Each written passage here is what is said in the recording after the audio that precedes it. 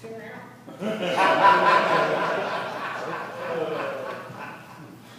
have a cheese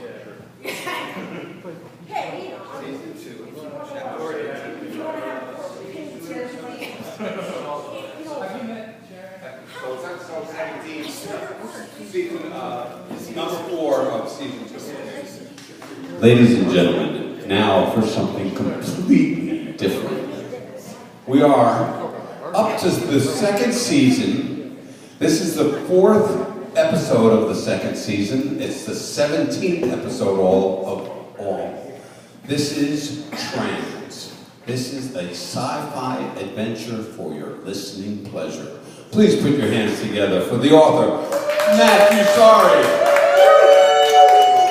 And I just do have to plug my own YouTube channel. If you want to catch every single episode, you can search my YouTube channel and find them all there. And they're a lot of fun to listen in order, because it really does make sense if you sit down. Okay. But first, a tradition of mine, quick Batman quote. Foolish girl. I dissolved your revolver's firing pin with a hidden bat laser beam. Yep. What can I say? I'm a bigger hand than William Shatner.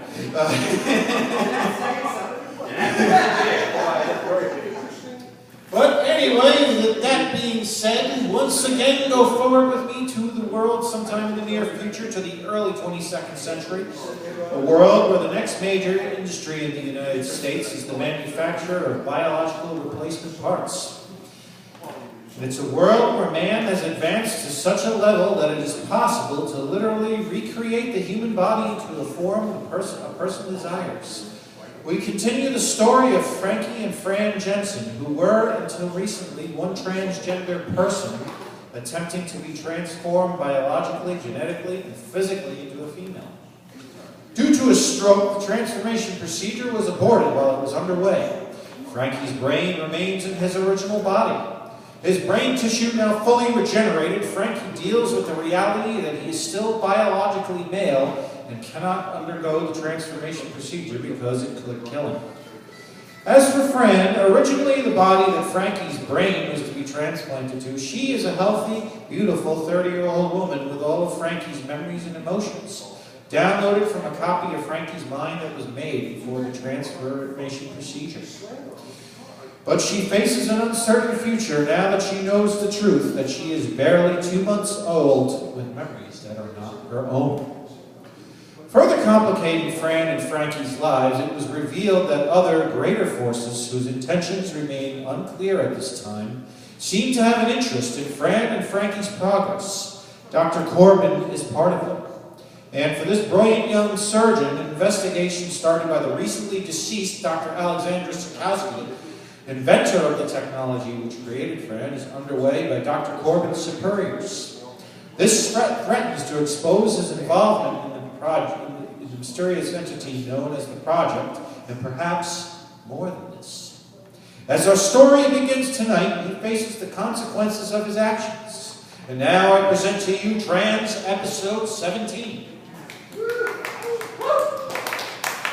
And we fade into an interior of the lecture hall at the Transformation Institute, during the day.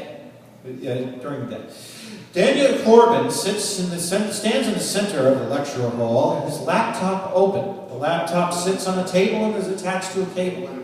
The lights are dimmed and the data on Dr. Corbin's laptop is on the screen.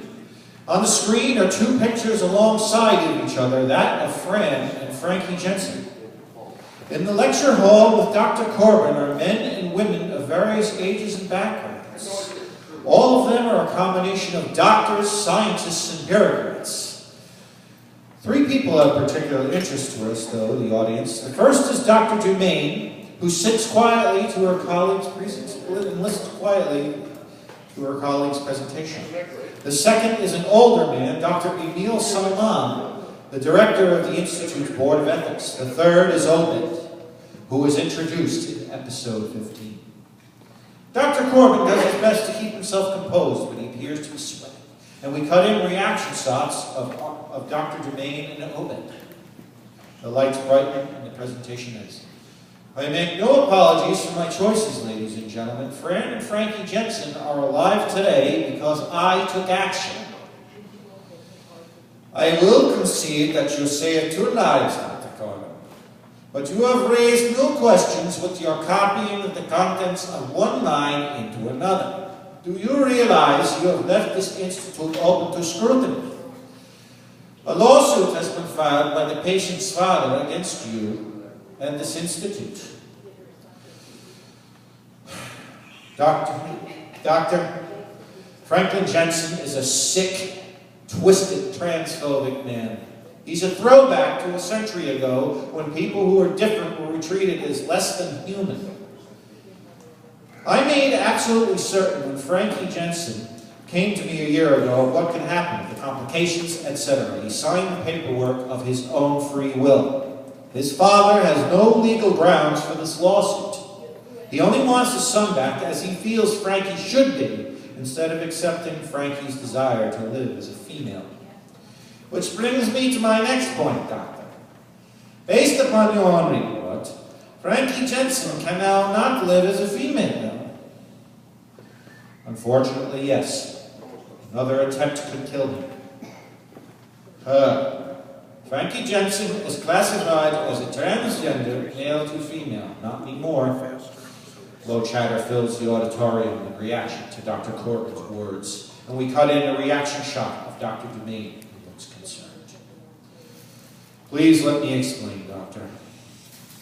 I do not say this easily, but the part of Frankie Jensen which now resides in the young woman known as Francine Kira Jensen has been separated from Frankie. They are 2 distinct entities. Frankie Jensen must come to terms with the fact that his biological gender and live as a male. It will not be easy for him. But with time and therapy, I believe that he could still have a good life ahead of him. Without his father's negative influence, I might add. It is not your decision to make, Dr. Corbin. Perhaps not. But the individual who is Fran Jensen is her own person now.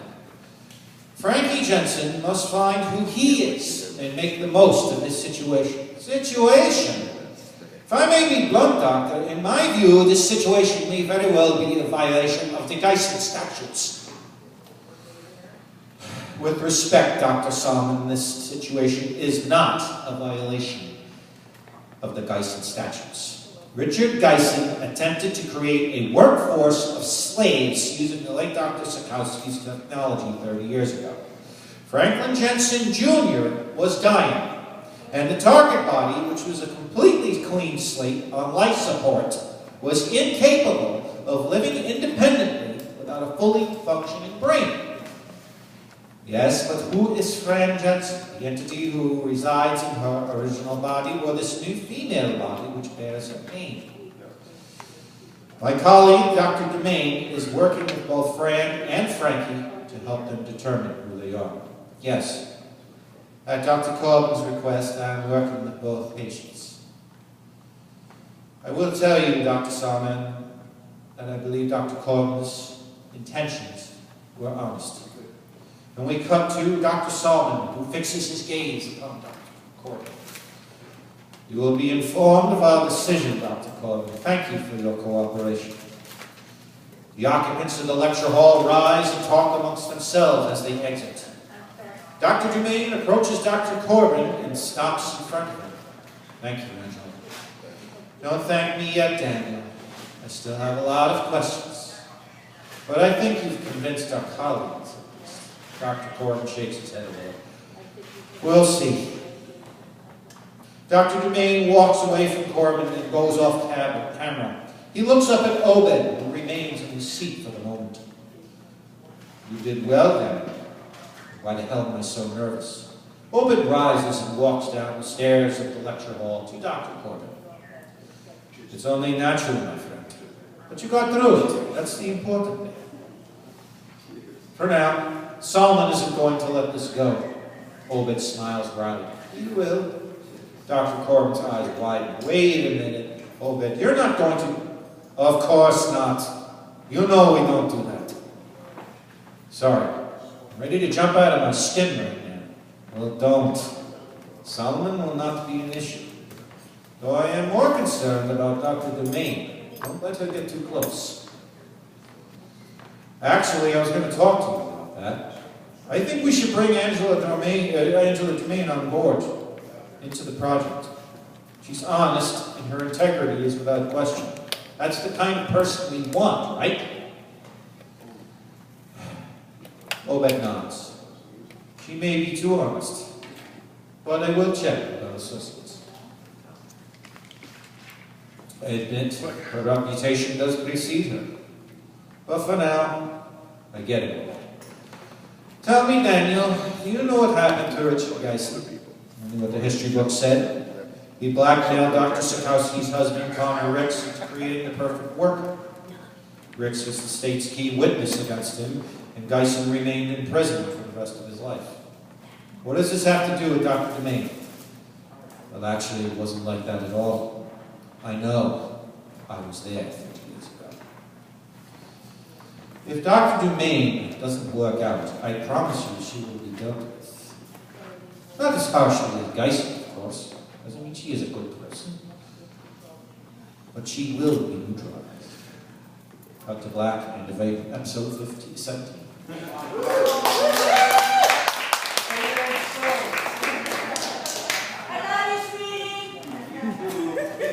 Angela Dormain and Daniel.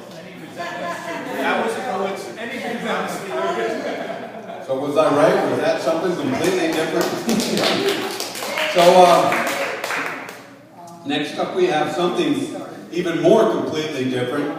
Now Mitch is not a virgin to this stage, but He's not a virgin. what he's playing is a virgin, so virginal. Like, so it's going to take a little bit of a setup too. So Walk among yourselves.